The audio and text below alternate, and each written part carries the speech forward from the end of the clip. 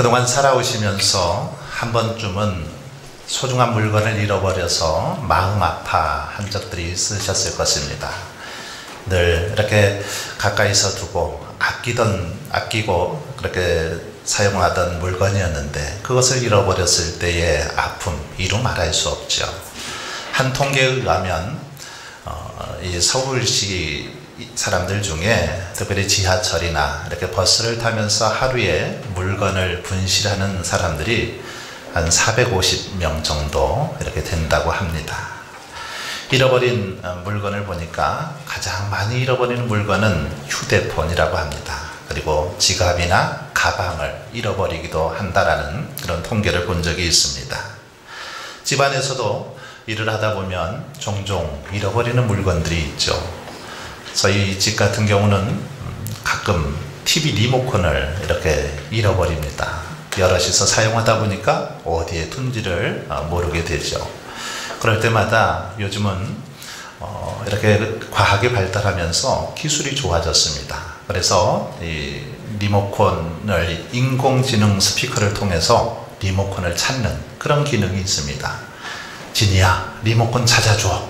이렇게 말을 하면 리모컨에서 멜로디가 이렇게 울려 퍼집니다. 그러면 어디 있는지 그 리모컨을 찾게 되는 것이죠. 그래서 아주 편리하게 그렇게 사용하고 있습니다. 여러분, 그러니 이제는 뭐 리모컨을 잃어버려도 걱정이 없습니다. 쉽게 찾을 수 있기 때문이죠. 이것을 보면서 우리 인생 가운데 때로는 잃어버린 이것들을 말 한마디로 쉽게 찾을 수만 있다면 얼마나 좋을까, 이런 생각을 해보기도 했습니다. 오늘 본문을 보면 잃어버린 것들에 대한 그 말씀을 하고 있습니다. 누가복음 15장은 특별히 애타는 심정으로 잃어버린 자녀들을 찾으시는 하나님의 사랑, 하나님의 은혜에 대해서 기록하고 있는 말씀입니다. 누가복음 15장에 보면 세 가지 비유가 나오죠. 첫 번째, 잃은 양에 대한 비유입니다. 그리고 잃은 드라크마에 대한 비유, 그리고 오늘 우리가 읽었던 잃어버린 아들에 대한 비유, 탕자의 비유에 대해서 기록하고 있습니다. 오늘 본문은 잃어버린 아들의 그 비유, 이것은 앞에 두 비유와 마찬가지로 하나님의 사랑과 이 죄인들의 회개, 이것들이 주제이지만 강조점에 있어서는 약간의 차이가 있는 것을 볼 수 있습니다. 즉, 잃은 양의 비유, 여기서는 양 100마리, 그리고 잃은 드라크마의 비유에서는 10 드라크마에 대해서 소개하고 있다라면 오늘 본문에서는 두 아들로 그렇게 숫자가 점점 작아지는 것을 볼 수 있습니다. 112로 이렇게 숫자가 적어집니다. 그리고 특별히 오늘 본문에서는 아들이라고 직접적으로 잃어버린 자가 누구인지를 아주 이렇게 귀중함의 어떤 극치를 표현하고 있는 것을 볼 수 있습니다. 또한 앞선 두 비유에서는 잃어버린 양이나 드라크마를 찾으시는 하나님의 사랑과 은혜의 강조점을 두었다라면 오늘 본문에서는 둘째 아들이 회개하고 돌아온 것을 부각시키고 있습니다. 죄인이 하나님 앞에 나아가는 방법이 곧 회개라는 사실을 이 말씀을 통해서 우리에게 가르쳐 주고 있다는 것입니다.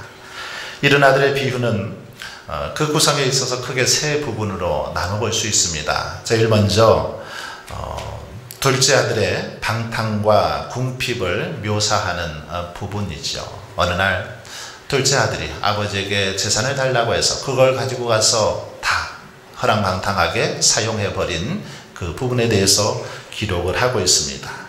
두 번째 부분에서는 둘째 아들의 회개와 용서를 묘사하고 있습니다. 상황이 궁핍해지자 그는 자신의 아버지를 생각하고 아버지의 품꾼도 좋으니 집으로 돌아가겠다라는 모습을 그리고 있습니다. 그리고 마지막 부분에서는 맏아들의 불평과 아버지의 사랑을 묘사하고 있는 것을 볼 수 있습니다.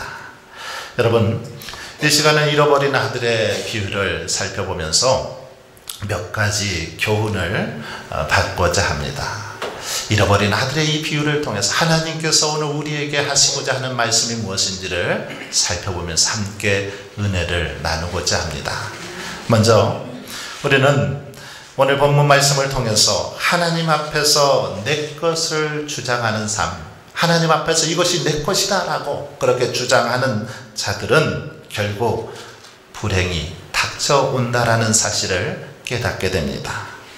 본문을 보시면 어떤 사람에게 두 아들이 있는데 어느 날 둘째 아들이 아버지에게 자기의 상속 재산을 미리 달라고 그렇게 요구하고 있습니다. 재산을 미리 요구한 이유는 아마도 아버지의 구속을 받기 싫어서 혼자 나가서 살고 싶은 마음에 이렇게 아버지에게 자기 재산을 요구하고 있는 것 같습니다. 아직 나는 젊은데 이런 시골에 살기 싫습니다.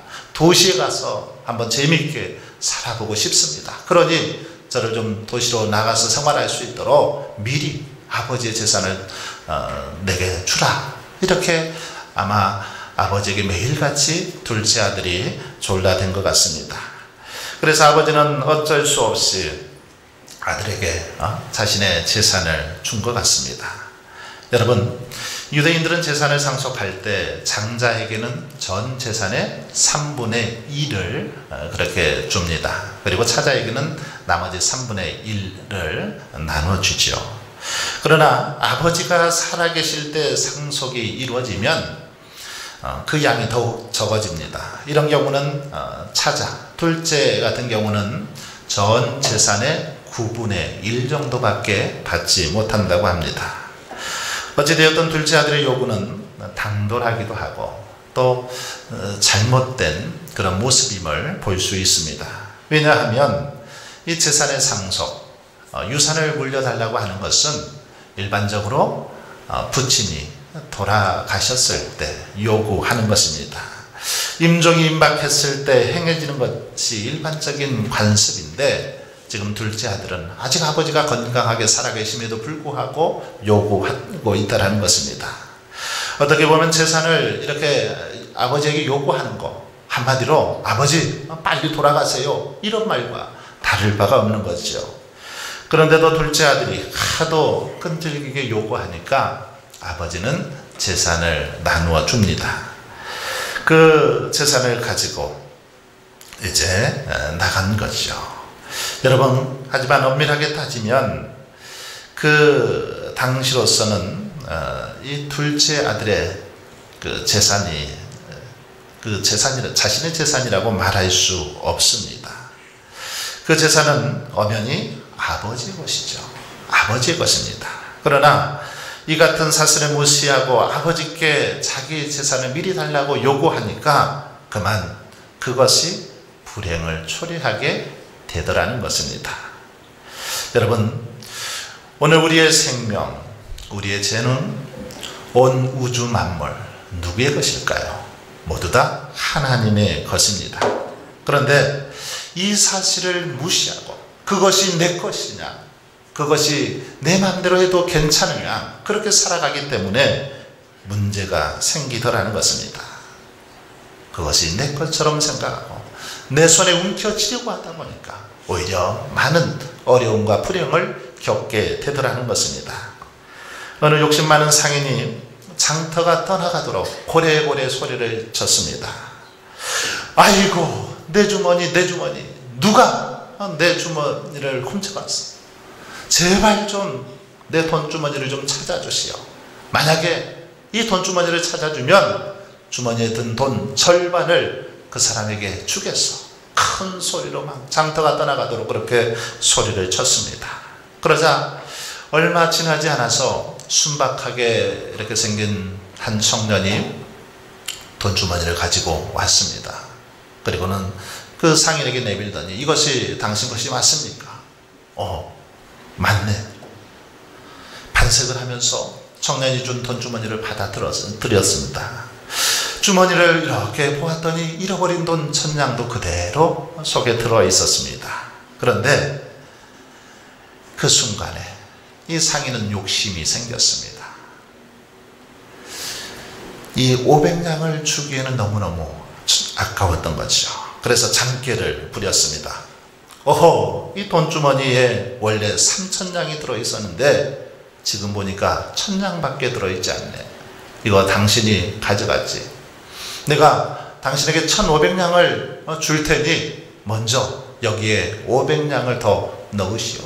500냥을 넣어 놓으시오. 그러면 약속한 대로 1,500냥 주면 맞는 거 아니냐. 이렇게 때를 쓰는 것입니다. 아닙니다. 1,000냥밖에 없었습니다. 저는 주은 대로 그대로 가져왔습니다. 아니야, 내 돈에 손댄 것은 뭐라 하지 않을 테니 500냥만 빨리 갖다 놓으시오. 이렇게 서로 옥신각신 싸움이 벌어지게 되었습니다. 해결점을 찾지 못한 그들은 마을의 원님을 찾아갔습니다. 두 사람의 말을 다 듣고 나서 원님은 다음과 같이 판결을 했습니다. 상인은 장터에서 3,000냥이 든 돈을 잃어버렸고 청년은 1,000냥이 든 돈주머니를 주었다고 하니까 저 돈주머니는 상인 것이 아니요. 그러니 그 돈주머니는 관아에 잘 보관해 두시오. 그래서 주인이 나타나면 주인에게 돌려주고 만약에 주인이 나타나지 않으면 주운 사람에게 저 돈을 주시오. 이렇게 판결을 내렸습니다. 참 명쾌한 판결이죠. 여러분, 욕심이 부른 참사인 거죠. 이 상인이 욕심을 부리다가 더 큰 불행을 겪게 되었다라는 것입니다. 오늘도 하나님을 모르는 불신자들은 세상의 모든 것들이 다 자기 것이냐 그렇게 살아가고 있습니다. 여기에 인간의 모든 불행의 원인이 있다라는 것입니다. 물질이 내 것이 아닌데, 생명도 내 것이 아닌데, 건강도 지혜도 내 것이 아닌데 내 것처럼 그렇게 인식하고 생각하기 때문에 이것이 모든 불행으로 이어지더라는 것입니다. 내가 주인인 것처럼 생각하는 데서부터 모든 문제가 발생하게 되더라는 것입니다. 여러분, 모든 것이 하나님의 것이라고 인정하는 삶과 그것이 내 것이라고 주장하며 사는 삶과는 하늘과 땅 차이입니다. 모든 것이 하나님의 것이라고 인정하며 사는 사람들은 자신에게 주신 모든 것들은 다 하나님의 은혜임을 고백합니다. 그래서 하나님의 뜻대로, 하나님의 방법대로 선하게 아름답게 그것들을 사용합니다. 그러나 모든 것이 내 것이라고, 자기 것이라고 주장하는 사람들은 자신의 정욕과 탐욕을 위해서 모든 것을 대하는 것을 볼 수 있습니다. 하나님이 주신 생명과 재능과 물질을 오직 자기 자신만을 위해서, 자기의 영달을 위해서 그렇게 사용하더라는 것입니다. 오늘 본문의 둘째 아들을 보십시오. 물질이 자기 것이라고 생각하니까 자기 마음대로 그냥 허랑방탕하게 다 써버리고 말았습니다. 여러분, 하지만 지금 우리가 가지고 있는 것들, 이것은 결코 우리 것이 아닙니다. 내 것이 아닙니다. 하나님께서 우리에게 잠깐 동안 맡겨주신 거라는 겁니다. 우리는 그것을 맡아서 관리하는 청지기에 불과한 것입니다. 여러분, 그러므로 저와 여러분은 우리에게 주신 물질, 건강, 능력, 지혜, 이것이 내 것이 아니라 하나님의 것임을 인정하며 살아갈 수 있기를 바랍니다.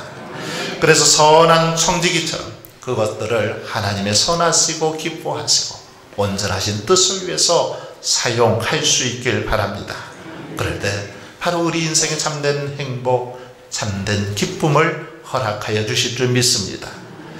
또한 오늘 본문 말씀을 통해서 우리는 하나님 없는 삶, 하나님을 떠난 삶은 흉년이 든 나라와 같다라는 사실을 깨닫게 됩니다. 13절은 둘째 아들이 받은 재산을 가지고 아버지를 떠나 먼 나라로 가서 허랑방탕한 생활을 하다가 다 그 재산을 허비했다라고 기록하고 있습니다. 그리고 14절은 둘째 아들이 거하는 나라에 큰 흉년이 들어서 궁핍한 처지에 놓이게 된 모습을 기록하고 있습니다. 여러분, 오늘날도 마찬가지지만 고대 사회에서 흉년이 든다는 것, 그것은 지금보다 훨씬 더 고통을 안겨주는 그런 일이었습니다. 지금이야 뭐 냉장고도 있고 큰 저장 창고도 이렇게 만들어서 음식도 미리 저장해 두고 보관하면 됩니다. 그러다가 흉년이 될 때 없을 때 꺼내어 먹으면 되지요. 정부 비축미라도 풀어서 그것을 해결하면 됩니다. 하지만 성경이 쓰여진 당시 2000년 전만 해도 이런 것들이 없었습니다. 흉년이 들면 꼼짝없이 굶어야만 했습니다. 우리나라도 70년대까지만 해도 보릿고개의 고통이 참 심했던 것을 볼 수 있습니다. 대부분 농업과 목조업에 종사하던 당시에 흉년이 들었다라는 것, 이것은 아주 심각한 그런 위기요 재난이었습니다.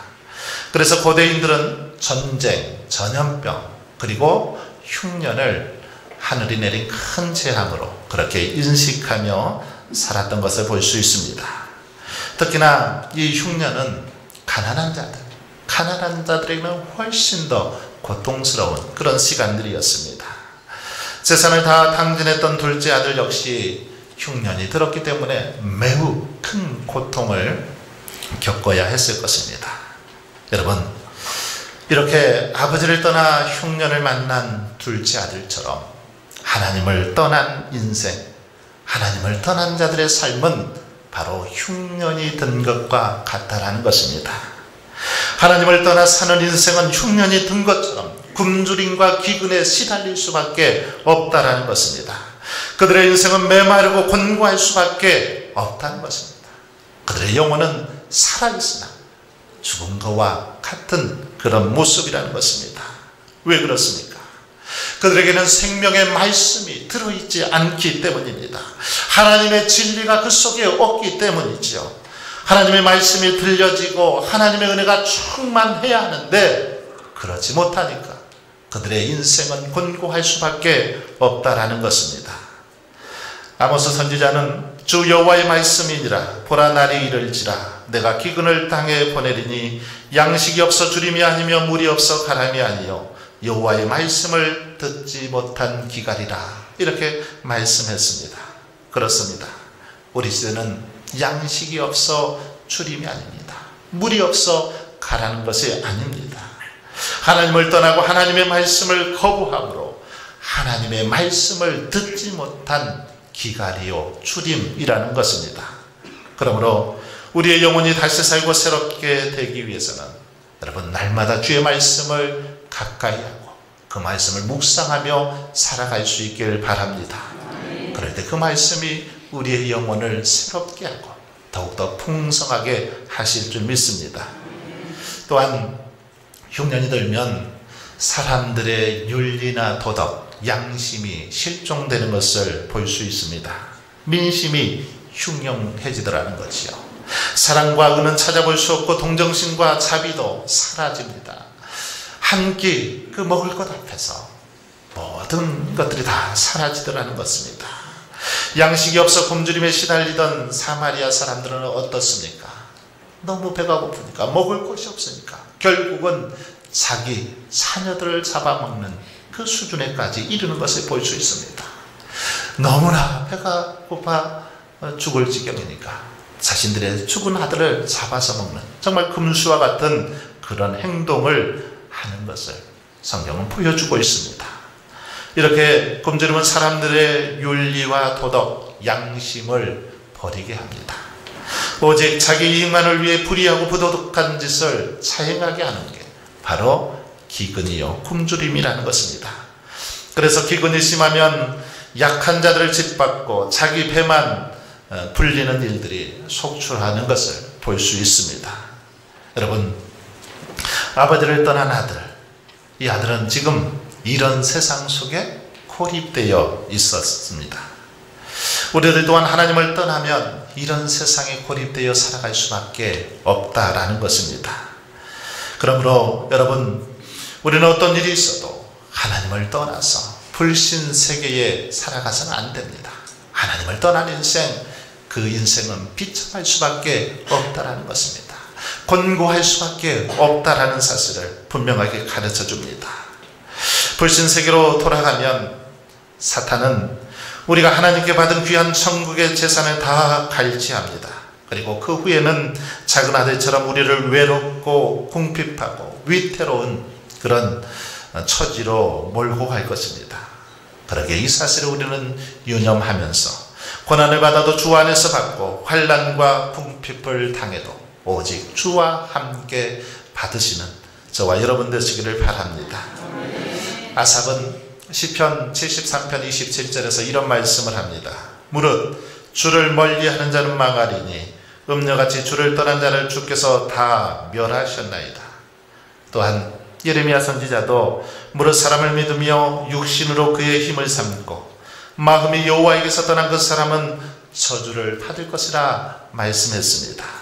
그러나 주를 가까이 하고 주 안에 거하는 자들에게는 때를 따라 아름답게 하셨다. 때를 따라 풍성한 열매를 맺게 하신다라고 약속했습니다. 여러분, 그러므로 저와 여러분은 더욱더 하나님만을 의지하고 하나님만을 가까이 하며 살아갈 수 있길 바랍니다. 하나님을 떠나서는 우리가 살 수 없는 존재임을 기억하고 더욱 하나님의 은혜 안에 굳게 서 있는 저와 여러분 될 수 있길 바랍니다. 마지막으로 오늘 말씀은 아무리 악한 죄인이라 할지라도 회개한 사람은 하나님께서 용서해 주시고 그를 축복해 주신다는 사실을 깨달을 수 있습니다. 21절로 24절에 보시면 돌아온 둘째 아들에 대한 아버지의 환대와 사랑에 대해서 잘 보여주고 있습니다. 아버지는 탕자의 죄와 허물에 대해서는 여기 보면 한마디 언급도 하지 않습니다.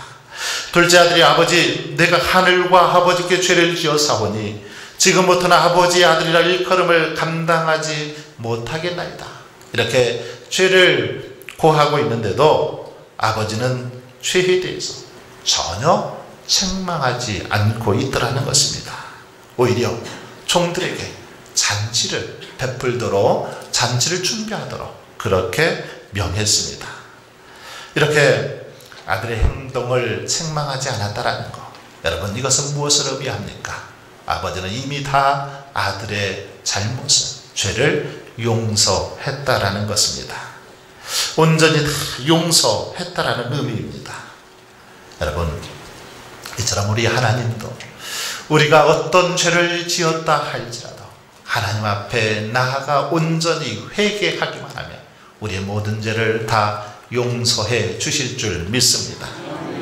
하나님 앞에 온전히 고하기만 하면 우리 죄를 다시는 기억하지 않으시고 그것에 대해서 묻지 않으십니다. 깨끗이 다 잊어버리고 용서해 주시는 분, 바로 우리 아버지 하나님이라는 것입니다. 아무리 더럽고 추한 죄라도 진실로 회개하기만 하면 그리스도의 그 보혈의 피로 영원히 속죄받게 해 주신다는 것입니다. 그래서 다시는 정죄하지 않으시는 분, 바로 우리가 믿고 섬기는 하나님이십니다. 여러분, 참으로 이 얼마나 큰 축복입니까? 얼마나 감사합니까? 이런 죄인들을 용서해 주시다니 얼마나 감사합니까? 반드시 죄값을 치러야 하는 것이 원칙임에도 불구하고 하나님은 우리의 죄값에 대해서 더 이상 따지지 않으신다는 것입니다. 주님께서 이미 우리 죄를 영원히 속하여 주셨기 때문이죠. 우리 죄를 주님께서 다 사해 주셨기 때문에 우리가 주의 이름으로 회개하기만 하면 더 이상 묻지도 따지지도 않으신다는 것입니다. 오늘 본문에 보면 이제 아들이 돌아오자 아버지는 집에서 제일 좋은 옷을 입혀 주었습니다. 손에 가락지를 끼우고 그리고 신발에 발에 신발을 신겨 주었습니다. 제일 좋은 옷을 입혔다라는 거 무슨 의미입니까? 바로 존귀한 아들로서 그 아들을 높여주는 행위입니다. 가락지를 끼웠다라는 것은 둘째 아들이 아버지의 귀한 소유임을 다시 한번 증거하는 것입니다. 그리고 아버지의 권한을 위임받은 존재다라는 사실을 이 가락지를 끼워줌으로 그렇게 보여주고 있습니다. 그리고 신발을 신겨준 것은 둘째 아들이 이제는 노예가 아니라 종이 아니라 자유인이다, 자유를 얻었다라는 사실을 이렇게 신발을 신겨줌으로 보여주고 있습니다. 여러분, 그뿐입니까? 아버지는 재산을 탕진하고 돌아온 아들을 위해서 본문에 보면 살찐 송아지를 잡습니다. 그리고는 아주 즐거운 잔치를 벌이고 있는 것을 볼 수 있습니다. 사랑하는 성도 여러분, 이처럼 누구든지 죄를 뉘우치고 그리스도를 영접하여 하나님께 돌아오기만 하면 우리 하나님께서나 우리 주님께서나 이렇게 상상할 수 없을 정도로 풍성한 하늘의 축복을 허락해 주심을 이 말씀을 통해서 우리에게 가르쳐 주고 있습니다. 누구든지 아버지 하나님 품으로 돌아온 자들에게는 영원한 사제의 은총을 허락해 주시고 하늘의 신령한 복과 은혜로 그 삶을 책임져 주시고 축복해 주시더라는 사실을 이 말씀을 통해서 가르쳐 주고 있습니다. 성 어거스틴은 한 사람의 삶에 있어서 절정은 순교가 아니라 자기 자신의 과거의 이형으로부터 뉘우치고 돌아서는 것이다, 이런 이야기를 했습니다. 그 사람의 어떤 최고의 절정은 죄에서 뉘우치고 돌아서는 것, 이것이라는 것입니다. 왜 그렇습니까? 자신이 직접 탕자가 되어보고 아버지의 품으로 돌아오는 일이 그처럼 어렵고 힘들었지만 또 그처럼 영광스러운 일이 없다는 사실을 깨달았기 때문에 그는 이렇게 고백하고 있는 것입니다. 그렇습니다. 우리 하나님은 하나님을 떠나 허랑방탕한 삶을 살아가는 자들이 하루속히 아버지의 품으로 돌아오기를 간절히 기다리고 계십니다. 그리고 그것을 가장 영광스럽게 우리 하나님은 여기십니다. 또한 우리 하나님은 그들을 위해서 잔치를 준비하고 계시고 살진 송아지를 잡고 좋은 옷과 금가락지와 신발을 준비하고 계십니다. 풍악을 울리며 잔치를 준비하고 계시는 분, 바로 살아계신 우리 하나님이십니다. 사랑하는 성도 여러분, 그러므로 바라기는 오늘도 두 팔 활짝 벌려서 우리를 기다려주시는 그 아버지의 품으로 저와 여러분이 속히 돌아올 수 있기를 바랍니다. 그래서 우리의 모든 잃어버린 죄를 회복하고 영원한 생명과 하늘의 기업을 상속받으시는 저와 여러분 될 수 있기를 주님의 이름으로 축원합니다.